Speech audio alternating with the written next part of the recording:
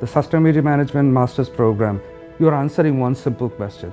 Do you care about your future generation? If you care about your kids, their grandkids, then you care about sustainability. And a sustainability manager is someone who has the tools to make people understand how they can contribute towards developing a sustainable world. We have both part-time and full-time students. Our curriculum is 30 hours. Instead of thesis, we have a research project course and a seminar course which provides them with the kind of research background they will need to be successful in their job.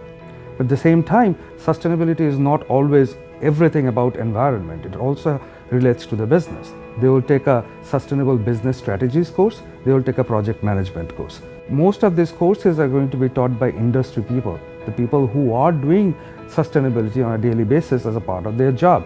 Any organization that has a large number of employees and has a physical infrastructure, they will have to have a sustainability office. If you have the passion to develop and maintain a sustainable world, come to us and we will help you shape your passion into a career which will create an impact.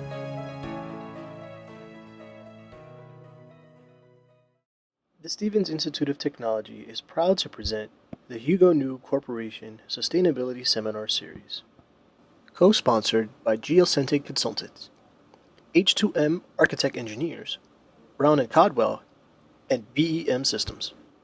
Thank you so much, Professor Sarkar. So I will try my best certainly to go through the presentation as it's intended. I think I have a few questions in here that I'm not going to be able to ask. So if you have any questions, you want to save them until the end of the presentation. I will get started with a little bit about Hoboken. I know that the students at Stevens are probably incredibly familiar with Hoboken now, being our temporary residents, and I don't know if any of you are still here or moved back home at this point, but I just wanted to start with a little bit about where Hoboken is, how we're situated, and how we're influenced by our urban environment.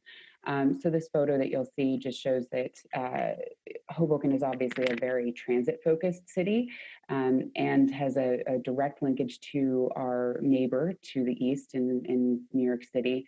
We were recently certified a LEED Gold City in 2019. Same year, we were certified as a silver certified community with Sustainable Jersey. A little bit of a difference between those two rating programs is that LEED for cities is a nationwide certification program built largely off of the USGBC LEED Green Building certification program, but it's very different in the sense that it considers a lot of different quality of life factors that we'll talk about today, and those are really relate to how we envision sustainability in the city of Hoboken. Sustainable Jersey is a much more, I'll say, localized certification program. Obviously, it's only for New Jersey municipalities, and almost every New Jersey municipality is registered with Sustainable Jersey. We were bronze certified up until just over a year ago. Now we are silver, and we're pursuing our gold star in energy as well. All right, so a little bit about Hoboken. We're a mile square city, and we have about 55,000 residents. And hopefully on today's census day, everybody filled out their census. we think we're actually a lot bigger than that at this point. About 27,000 households and a $10 billion rateable base. Important to our conversation today is Hoboken's geography and topography. Obviously, we're adjacent to the Hudson River. This is a map showing Hoboken in the 1800s. And this map in 1891 shows that Hoboken was once an island outcrop. There were tidal marshes along the western boundary of the city that were filled in. And those tidal marshes actually are pretty representative of what our current floodplain is in the city of Hoboken. So we have about 70% of the city that's located in the floodplain, about $2 billion in National Flood Insurance Program liability.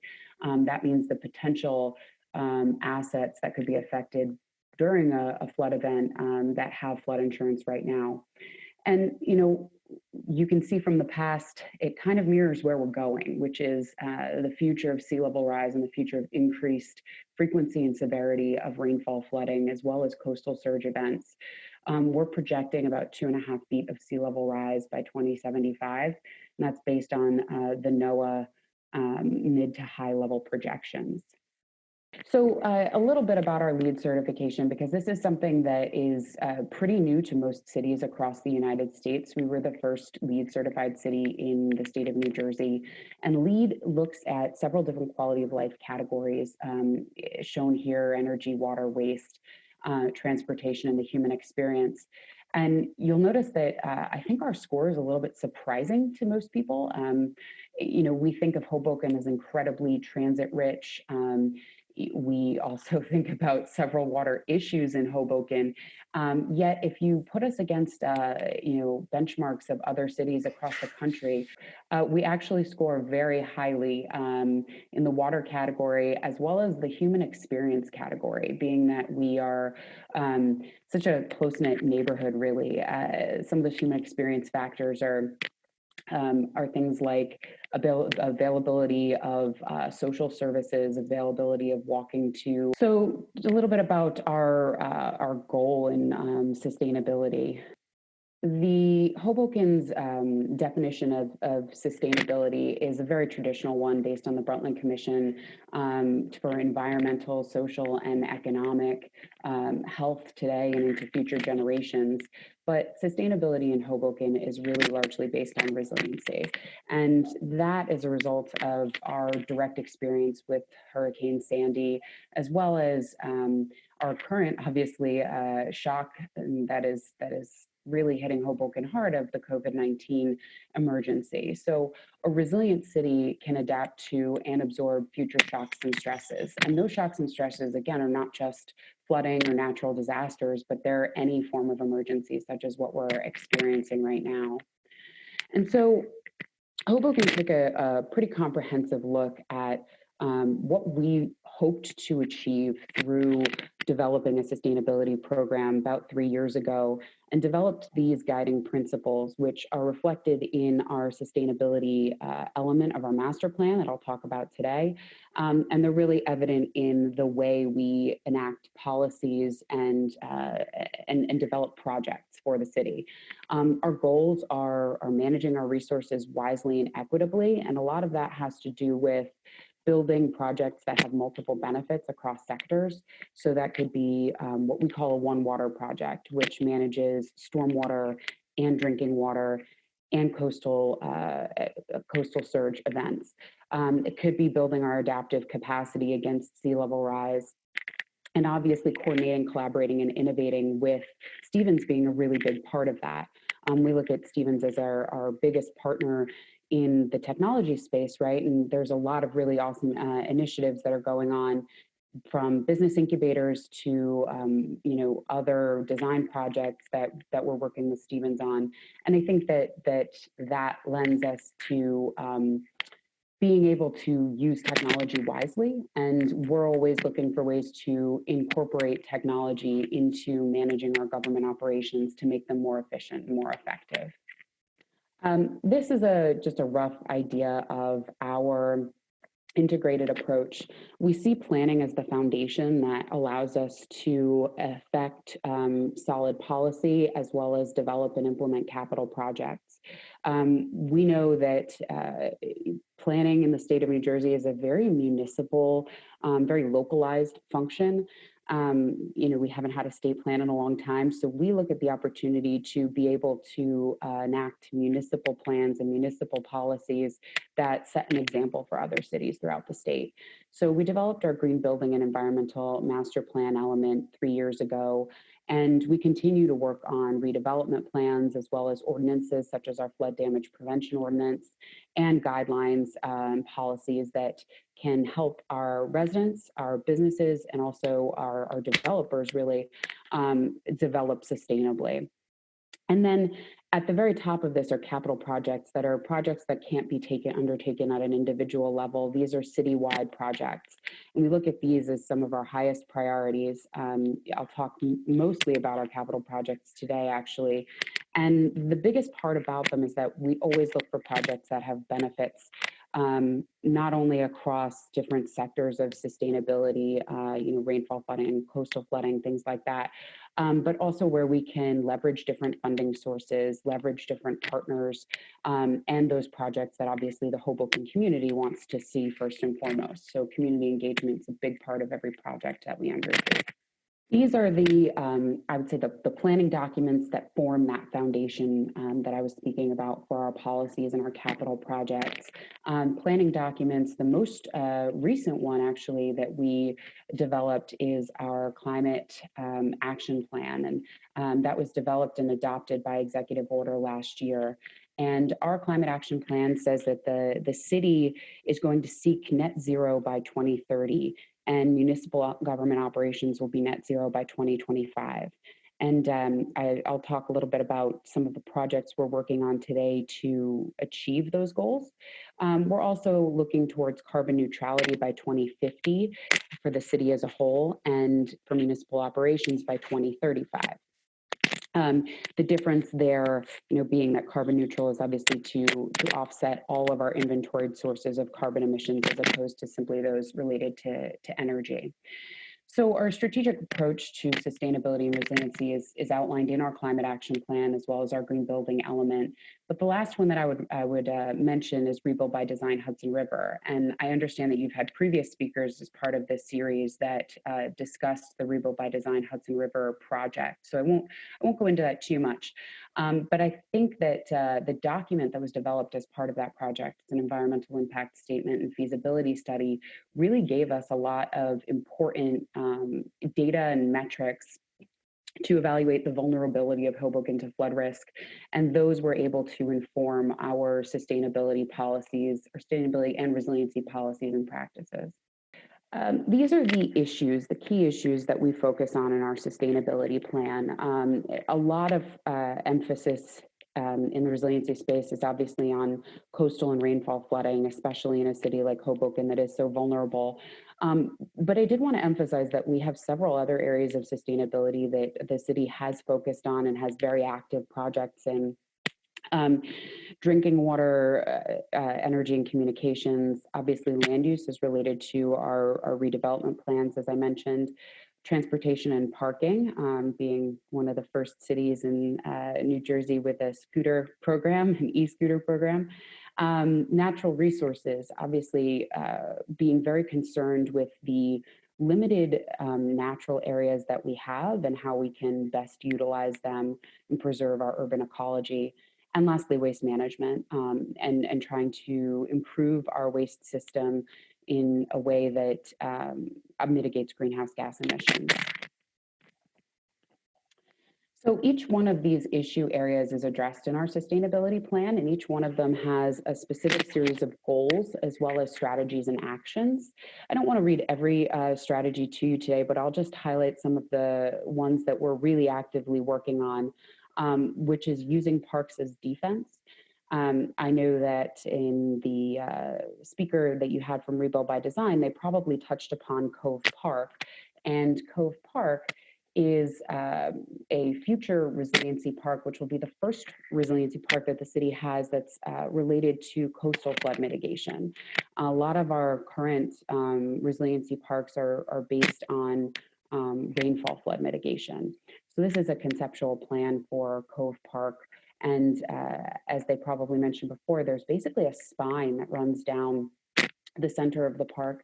And that spine serves as a levee, but also it's incorporated into the urban fabric. And we're looking for ways to have flood mitigation features that improve quality of life. So having an active park space over an active levee at the same time is just one of those multi-benefit capital projects that I was discussing. It allows us to leverage open space funding as well as flood mitigation funding. And this is part of the federal grant to the state of New Jersey for $230 million for the Rebuild by Design Hudson River project. On a more local level, we've also developed resilient building design guidelines. And the resilient building design guidelines are important because after Superstorm Sandy, we had a lot of buildings that were considered substantially damaged. And at that time, we needed to put into place a flood damage prevention ordinance that complies with the National Flood Insurance Program and all the best management practices recommended at a federal level. Um, and it's really difficult to implement a lot of those strategies in a city where a lot of our homes are connected. You know, we have row homes. It's very hard to just pick your buildings up and elevate them, right? So we provided these guidelines that were developed largely by our zoning officer, who's our floodplain administrator, in order to help our developers and our residential property owners rebuild better and rebuild in a way that will prevent such significant damages if we do have another Sandy. So here are our strategies for rainfall flooding. And again, you'll see parks as defense is a common theme, but in a different sense with a different purpose, in this case, to delay rainfall from entering our sewer system, store it in the system during rain events, and actively discharge it after rain events. A lot of our ability to execute some of the projects that we're doing to mitigate rainfall flooding are by incorporating green infrastructure, which is a cost-effective way to manage stormwater and also obviously enhances our urban environment, as well as using innovative infrastructure financing. So loan forgiveness through the New Jersey Infrastructure Bank and applying for various different loans. We were actually the first recipient of a $10 million loan from, a $10 million grant from the Federal Emergency Management Agency, FEMA, for hazard mitigation and resilience. And that was actually just announced about 3 months ago, and we're already under construction on that project. So this is a link that is on the city's website. If you go to the city website under hobokenNJ.gov/sustainability, you'll see all of the projects that I'm talking about today. We have specific pages on each one. But one of the biggest questions we typically get is, what does Hoboken do to prepare for an intense rainfall event? And also, what are we doing in the long term to mitigate rainfall flood events? So I'm going to go really quickly through this story map, and obviously you can peruse at your leisure. But it goes through how Hoboken has a combined sewer system. This is a map of our sewer system where all of our stormwater as well as our sanitary sewage flows into the same system. And during an intense rainfall event, during dry weather, it all flows into the same system. During wet weather, an intense rainfall of, say, greater than 0.8 inches per hour, our system's really inundated with the stormwater and cannot manage the stormwater, which results in combined sewer overflows into the Hudson River. This means, it could mean flooding on our streets. It could also mean raw sewage going into the Hudson River, which is obviously not what we'd like. So what we're looking to do through a lot of our flood mitigation projects is not just mitigate flooding, but also mitigate the impacts on water quality.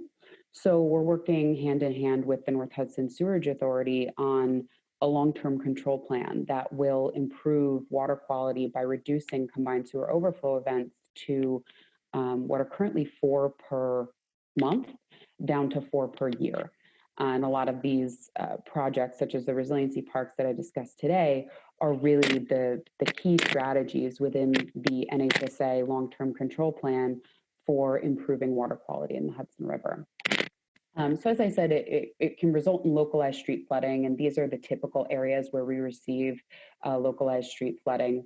So back in 2013, actually pre-Sandy, the city of Hoboken started with a green infrastructure strategic plan in which we looked at where we could get the most effective benefit out of green infrastructure, and specifically which green infrastructure measures are most effective in which areas of the city. We identified that in this blue zone to the left, resiliency parks would be most effective because they're great opportunities for large scale retention, meaning large scale storage. We also looked at, in this green area in the center, where maybe the soil is a little bit better and also, land might be a little more constrained, installing what I would call right-of-way green infrastructure. So bioswales, rain gardens, stormwater planters that effectively seek to incorporate more vegetation into our roadways. Our roadways are really our largest paved area aside from buildings, and it's the biggest paved area that the city owns. So the opportunity to infiltrate stormwater through right-of-way green infrastructure is a significant one that we're working on. And lastly, we looked at the areas that were higher within the city. Castle Point is obviously the highest point of the city where you guys are, but Washington Street is the next highest location, and that area, which you see is in gray. We were looking to focus on things like green roofs, rainwater harvesting, and we also did incorporate some rain gardens, as you've seen on Washington Street. We now have 15 rain gardens there. So, as I mentioned, green infrastructure is cost effective. It's resilient. It provides the environmental and social benefits to the community, not just gray infrastructure that would simply store water. We're looking to have a multi-benefit investment. So we developed a comprehensive water management strategy, which includes the resist feature that Revo by Design spoke to you about to resist coastal flooding, and the delay, store, discharge features to manage stormwater flooding. So this was advanced through the Revo by Design competition. And while NJDEP is advancing the resist alignment, they're in final design right now and beginning construction, hopefully later this year, actually, on portions of that. The delay, store, discharge elements were basically assigned to the city and our partners to execute. So we've been working with North Hudson Sewerage Authority, as well as actually with private developers on executing the delay, store, discharge strategies.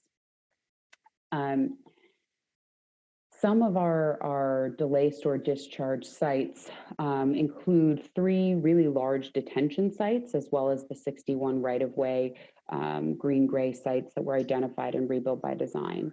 The 3 stormwater detention sites include the Northwest Resiliency Park, which you'll see here, the Southwest Resiliency Park expansion. So many of you might know that Southwest Park is a 1-acre park in Southwest Hoboken. Actually, I can explore this map here and show you. Southwest Park expansion would expand that existing resiliency park by about 1 acre. And then the New Jersey Transit Park, which is located along the Hudson Bergen Light Rail right-of-way adjacent to the Housing Authority. So this map just shows you that the yellow site, the Northwest Resiliency Park, is under construction, and the green sites are planned for future. These build upon our existing green infrastructure sites, which collectively already manage 750,000 gallons of stormwater, and that includes the Southwest Park and the 7th and Jackson Park, which was just opened up this past summer. 7th and Jackson stores about 450,000 gallons of water underneath a passive field. So we have our existing and our proposed green infrastructure sites all mapped out here, including some porous pavement. So this is actually the Hoboken Fire Department headquarters parking lot, which is porous asphalt.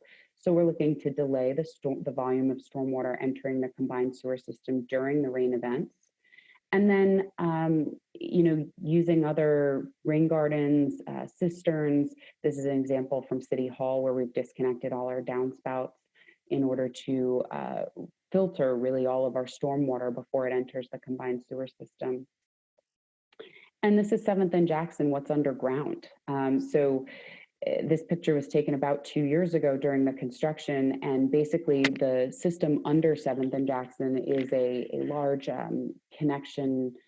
series of connected pipes that detain stormwater during rainfall events. And that's what it looks like now. So you would never know that those pipes are under there.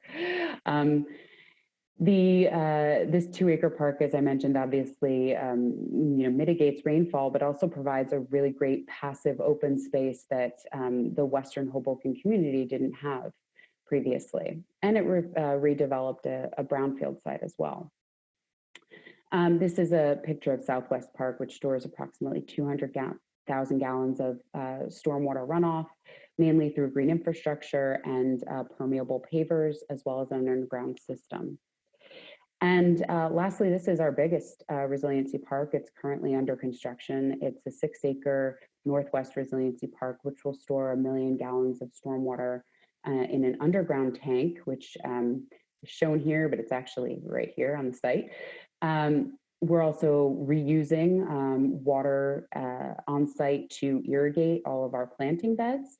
And the site will manage about 500,000 gallons of additional stormwater through green infrastructure. All these green areas that you see on the diagram are lowland planted gardens, also known as rain gardens, or bump outs that will manage stormwater. And again, you wouldn't know that all of that is actually below or integrated within what will be this beautiful park. It'll actually be Hoboken's largest park, just slightly bigger than Pier A. We'll have a multi-purpose soccer, little league field, and lacrosse field, as well as a civic center, ice rink, fountain, and a pretty neat example that we borrowed from the Netherlands, which is our basketball basin. So it's effectively a depressed basketball court that will capture stormwater during a rain event and will immediately dry out so that it can be used again for basketball. We haven't really talked a lot about the discharge strategies. They're not as fun or pretty, but they're very effective. This is a photo of our H1 pump station. It's located at the foot of Washington Street, the corner of Observer Highway. And this pumping station has the capacity to pump 90 million gallons of water during a rainfall event to the Hudson River. And that keeps water off our streets. This is the H5 pump station, actually photo of the pump being lowered into the ground. And the benefit of these wet weather pump stations is just that they get the water off the streets as quickly as possible.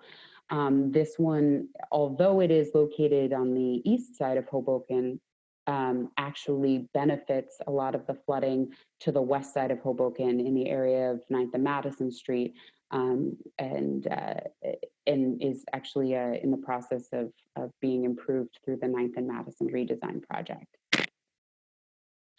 So you can go at any time to our website and review that story map, as well as take a look at our story map related to coastal flooding, which explains rebuild by design. And there's another story map there about how the city of Hoboken prepares for a rainstorm.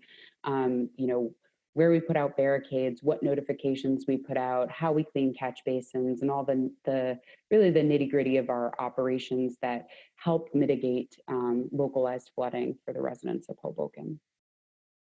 So now switching to drinking water. I imagine you live in Hoboken, you may have been affected by a water main break at some point in time.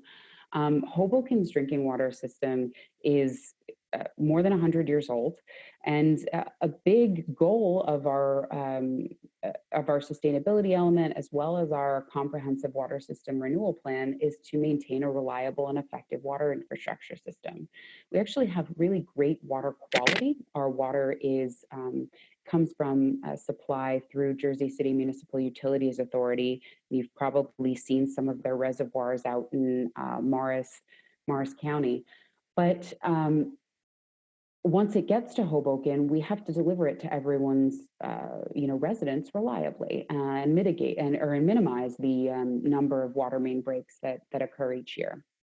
So we worked last year and probably for 2 years prior to that to renegotiate our agreement with Suez Water. Suez is the city's contract operator, and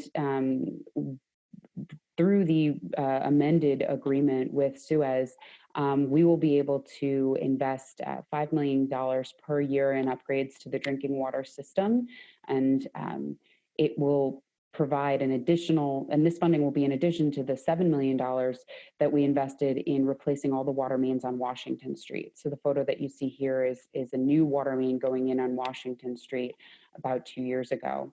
So through the Suez Agreement, we're projected to invest about $33 million in capital improvements in our water main infrastructure over the next 15 years.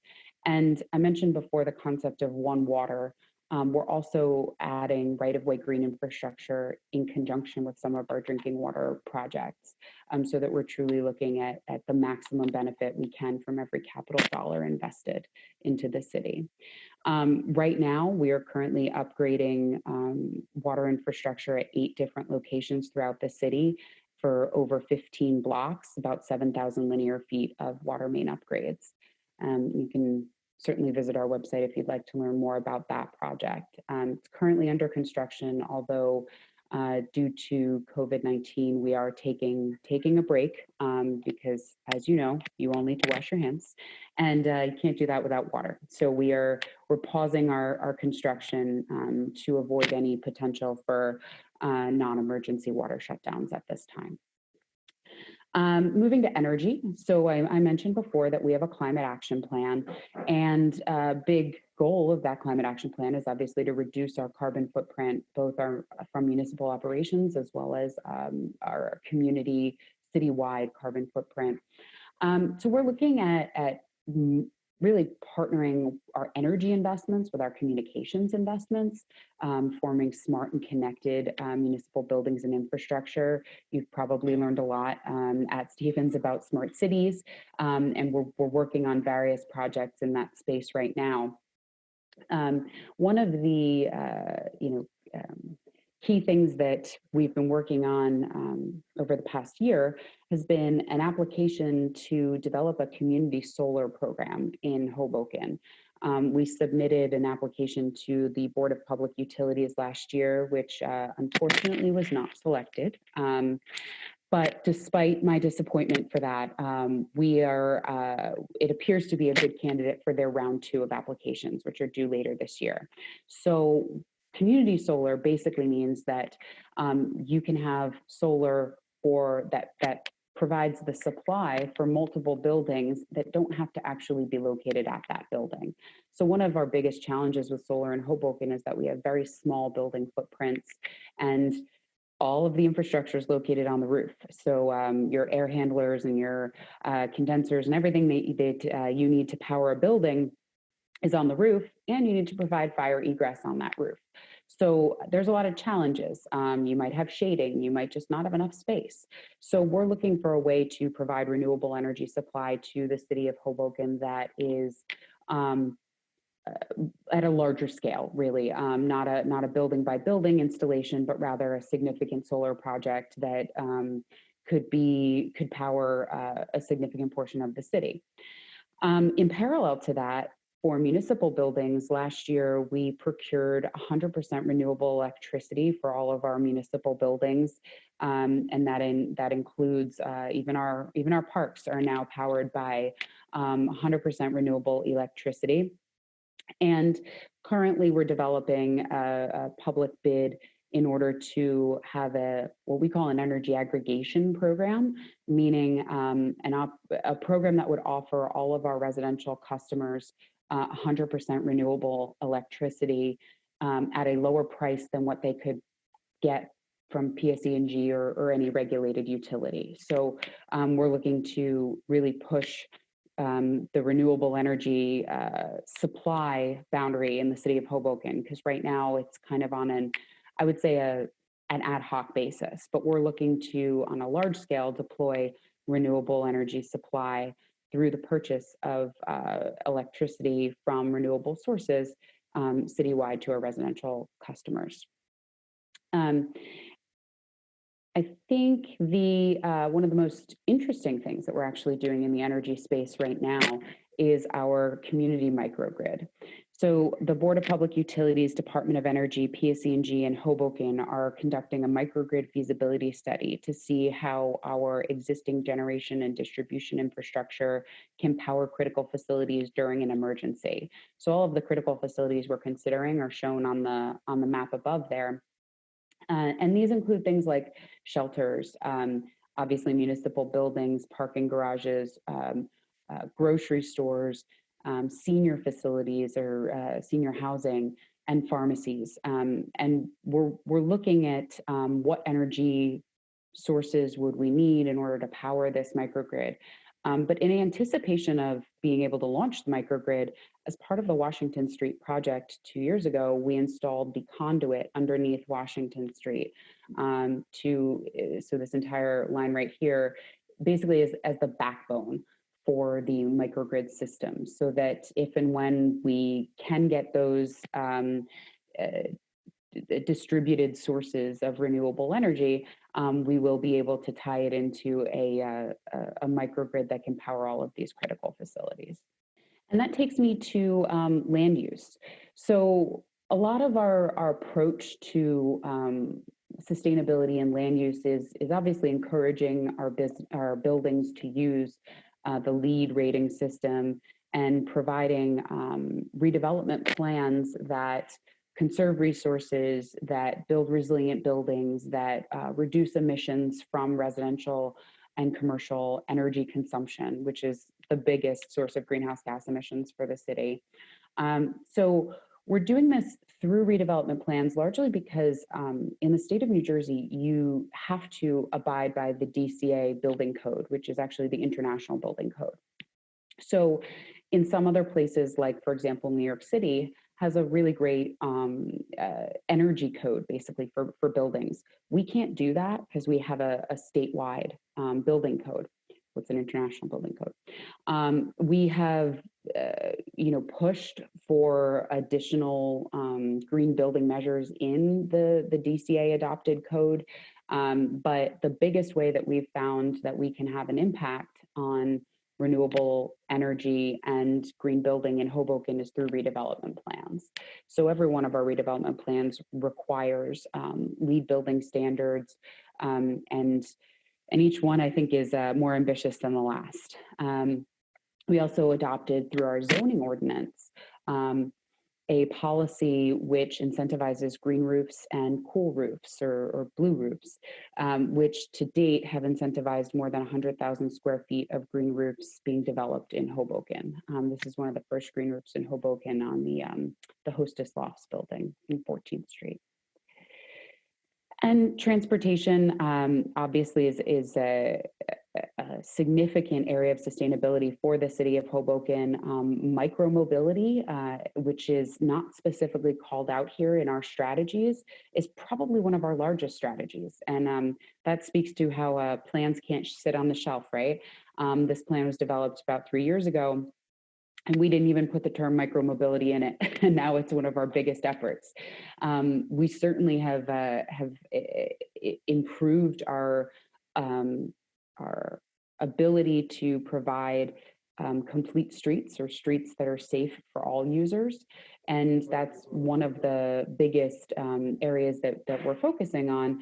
We have a complete streets policy. We recently identified a complete streets guide, and that requires that when we redesign roadways, including county roadways actually, that they should be designed to meet our complete streets policy. And that means accommodating for bicyclists, pedestrians, vehicles, and micromobility, such as scooters.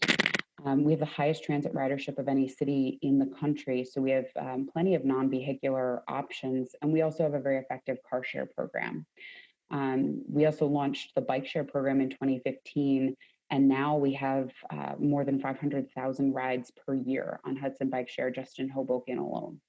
And it goes without saying, we had a very significant scooter ridership, and that program is currently under evaluation again. So I think that our transportation system is just ever evolving, and we're trying to anticipate the next technology in the transportation space. Natural resources, I mean, I think it kind of goes without saying that we need healthy air, we need healthy water, we need clean air, and we need clean water in order to be healthy. So our effort in supporting a clean and healthy community is things like increasing parks, increasing our tree canopy, expanding our local food production. And we've done so largely through our Shade Tree Commission. Our Shade Tree Commission has an annual tree planting program that offers discounted trees for street trees for any property owner in Hoboken. And last year we partnered with PSE&G, and through the PSE&G program as well as the Shade Tree program, we planted more than 150 trees in 2019. We also have a significant presence of community-supported agriculture, farmers markets, and 3 community gardens, one that's currently being reconstructed that was relocated from the pop-up park. And you know what? We can never have too many community gardens. We're always trying to identify additional locations for community gardens. We have a pretty significant waiting list showing that there's huge interest in community gardening in Hoboken. So we're always trying to find more resources there. And that brings me to the last area of sustainability, which is waste management. We're really looking to improve our waste management operations such that it reduces greenhouse gas emissions, and also just creates more efficiency among municipal operations. Sanitation is one of the largest line items of the environmental services budget, the department that I oversee. And we made significant strides last year in switching to dual stream recycling. We have seen both the environmental and the economic benefits of that transition so far, just in the last 3 months that we've really been enforcing it in earnest. And that was part of a strategy that was born from the sustainability plan. So a few years ago, we said, explore the future of single stream recycling collection. Well, we did, and we're here, and now we're in dual stream, because we looked at the economics and at frankly the impacts of single stream and determined that it was not the most environmentally or economically beneficial to the city. And we made a significant switch that we know has been difficult, and we continue to try to educate our residents to recycle right. Which is probably a good plug at this moment for our social media accounts. At Hoboken Green is our Instagram and our Facebook accounts. And we are really trying to educate our residents. So I encourage you all to sign up and follow us. Some other efforts that we're undertaking in the waste management space, we have been partnering since 2015, actually, with Community Compost Company to offer composting in Hoboken. There is a residential pickup service, which is for a small fee. And last year, we actually tried a free composting pilot program for businesses and schools with 1 free residential drop-off location.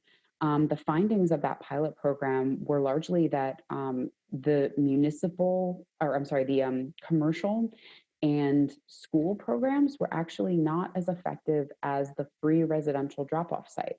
So taking the data that we gathered from that program, we decided to expand the free residential drop site program. And what would have happened today, but didn't due to COVID-19, is that we have 4 new free residential drop-off locations for organic material that will be deployed in our parks at City Hall, at Church Square, Elysian, and 7th and Jackson Parks. And even though we couldn't launch it today, we plan to still launch it very soon. All the new details are up on our website, hobokenandj.gov/compost.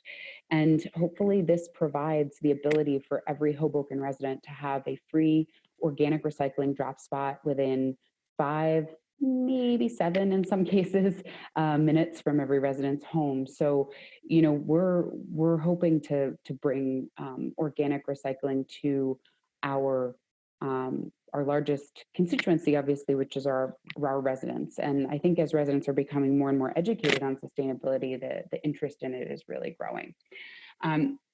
So in addition to composting, we have our Big Belly solar compactors, and we're currently actually working with a group out of Stevens to evaluate the future of the Big Bellies, consider the other potential options for smart waste, and look at how we can make our waste operations most efficient and most effective not only for the employees who obviously work on it, but to make recycling easier and even organic recycling easier for our residents, to expand those programs.